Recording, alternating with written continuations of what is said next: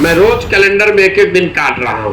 उनको जो नियुक्ति पत्र बांटना है बांटे। वो अगर जाली नियुक्ति पत्र भी बांटना शुरू कर दे तब भी 10 लाख सरकारी नौकरी का नियुक्ति पत्र नहीं बांट सकते हैं। मेरा विश्वास है, ये झूठ बोल रहे हैं ये लोग। इसीलिए मैं पूरे विश्वास से कह रहा हूँ कि अगर 10 लाख लोगों को सरकारी नियुक्ति पत्र दे दिया जाए, सरकारी नौकरी लग जाए, तो मुझे कोई जरूरत नहीं है बिहार में राजनीति करने की या इस तरह का प्रयास करने की। पैसे लाइएगा कहां से? तो जो अभी शिक्षक 4-4.5 लाख है, ये उनको तनख्वाह नहीं दे सकते हैं। ये किसकी बात कर रहे हैं?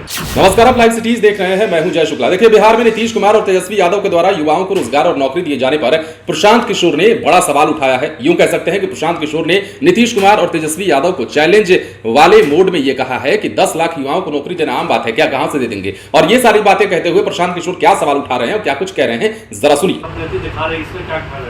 मेरे भाई, मैंने कह दिया, मैं रोज कैलेंडर में एक एक दिन काट रहा हूं। उनको जो नियुक्ति पत्र बांटना है बांटे।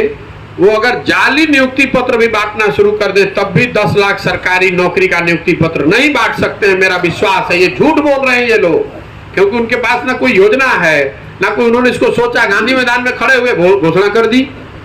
इसीलिए मैं पूरे विश्वास से कह रहा हूं कि अगर 10 लाख लोगों को सरकारी नियुक्ति पत्र दे दिया जाए, सरकारी नौकरी लग जाए, तो मुझे कोई जरूरत नहीं है बिहार में राजनीति करने की या इस तरह का प्रयास करने की। मेरे पास काम करने के लिए पूरा हिंदुस्तान पड़ा हुआ है।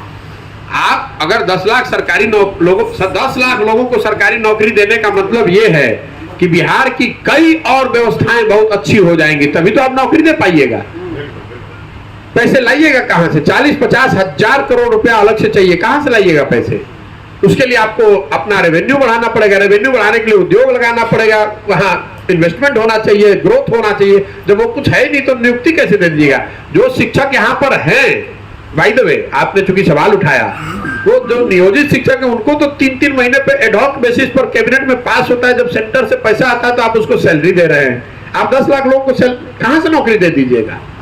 अगर केंद्र सरकार से शिक्षा के क्षेत्र में पैसे न आए तो जो अभी शिक्षक 4-4.5 लाख है, ये उनको तनख्वाह नहीं दे सकते हैं।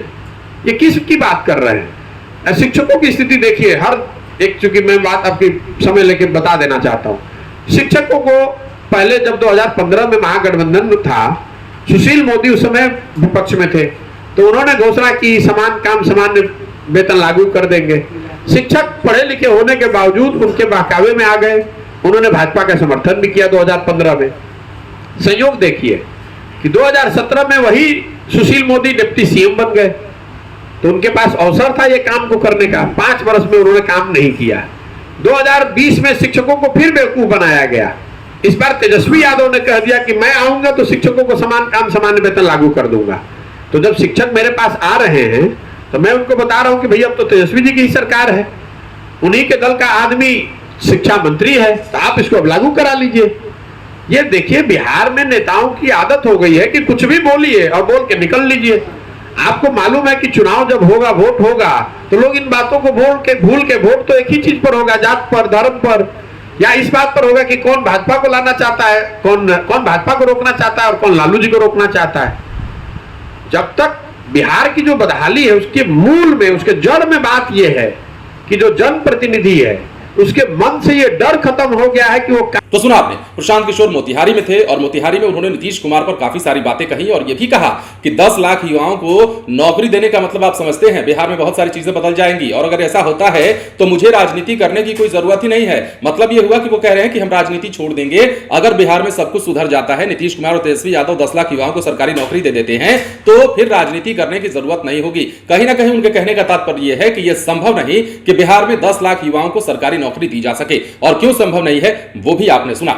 बने रहे लाइव सिटीज के साथ। यदि अब तक आपने हमारे चैनल को सब्सक्राइब नहीं किया है तो सब्सक्राइब कर लीजिए ताकि हम आपको खबरों से अपडेट रख सकें। धन्यवाद।